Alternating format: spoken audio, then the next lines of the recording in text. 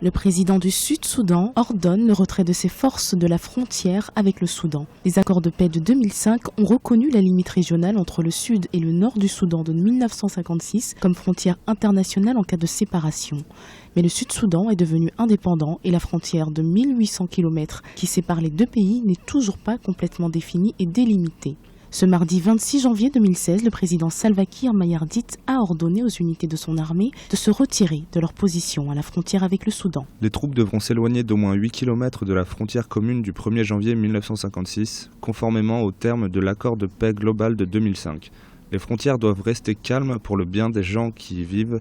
Nous devons travailler en étroite collaboration avec nos frères et sœurs de Khartoum pour normaliser toutes nos relations.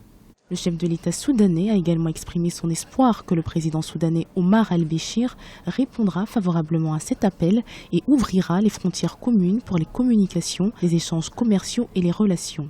Il faut rappeler que depuis 2011, ces frontières ont été fermées de façon unilatérale par la partie soudanaise pour le motif que les rebelles au sud du pays seraient abrités et protégés par le gouvernement soudanais.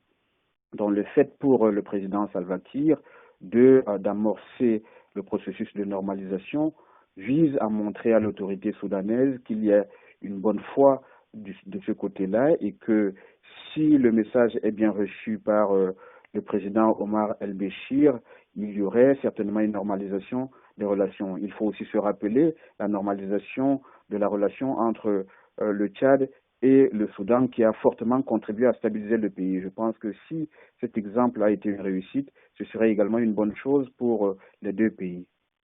En septembre 2012, le Soudan et le Soudan du Sud ont signé un accord de coopération à Addis Abeba, capitale de l'Éthiopie, sous les auspices de l'Union africaine. Cet accord comprenait un ensemble de dispositions concernant les questions de sécurité, de citoyenneté, d'économie, d'activités pétrolières et d'échanges commerciaux, et de la démarcation des frontières, le plus grand obstacle au règlement des différends entre le Soudan et le Soudan du Sud.